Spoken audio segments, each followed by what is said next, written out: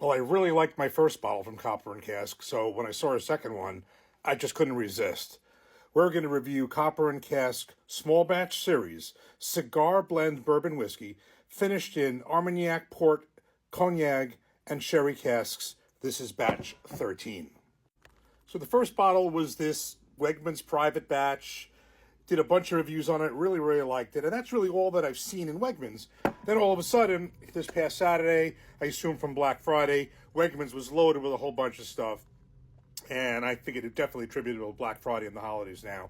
And this was one of them. It was this, and they had a double oak, which I was less interested in. Sometimes double oak could be too heavy. I like toasted, but I have mixed feelings sometimes on double oak. I might get it, but between the two of them, I wanted to get this cigar blend. Now, the only other cigar blend whiskey I've purchased, not tasted, but purchased, was this Penelope one.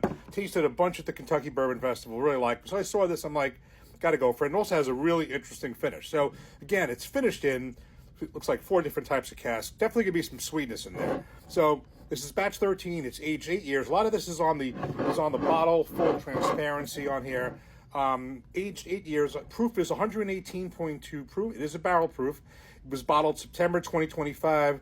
This is a batch size, small batch. It is a batch size of 41 barrels, so it's a small batch. I mean, I've seen smaller batches. This one that I did here was like actually 4 barrels. It's a really small batch, but it is 41 barrels, non-chill filtered. Distilled in Lawrenceburg, Indiana, MGP.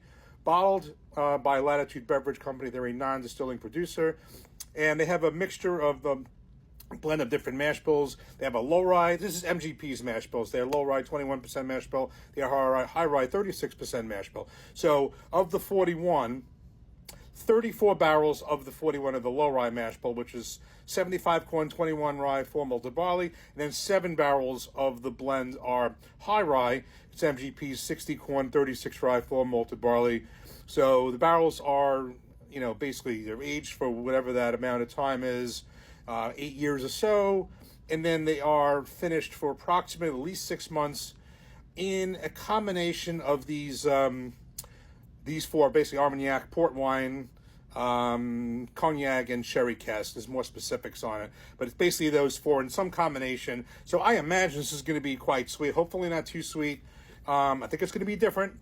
I'm trying to see where the cigar blend of it comes in, how this would pair with a cigar. Not a big cigar smoker, but I do like the cigar blend. So let's crack this open and see what we got. Let's see what we get on the cork pop. Not bad. Okay, so not bad cork pop. Let's get this on the nose. Actually, let's see the color. It's a little medium. I'm getting a different nose on this for sure. I am definitely getting a detection of sweetness, or definitely something else. All right, let's go right in for the taste. Cheers.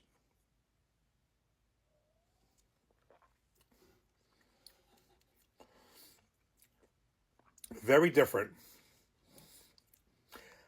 I do get a sense of where the cigar blend comes in. There was just something that hit me. This does not taste like it, but there's some that hit me that reminded me of the Penelope cigar sessions, though it's not the same. We'll put them side by side separately.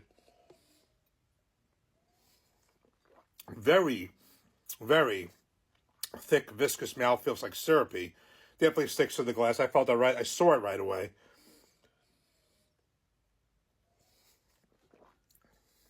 So, I'm getting, although the high rye is the small part of it, excuse me, I am getting it.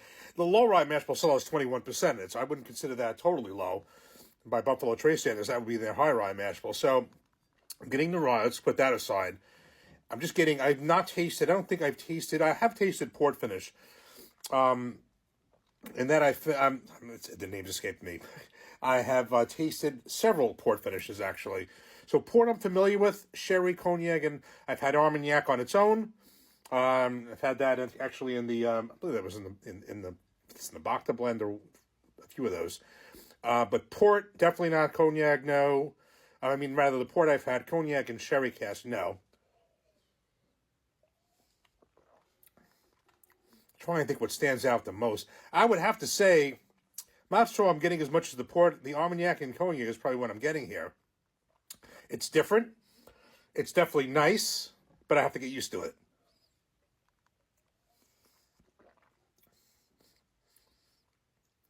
All right. I would say for now this is good. I kind of want to do two different things in two different videos. I'm going to, just for the sake of it, I want to put these side by side. They're not the same. They're not the same at all.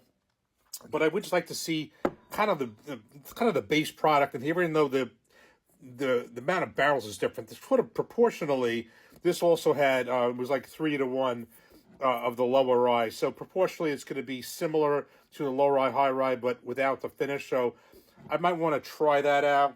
The proof-wise, it's not totally different, not totally, completely different worlds.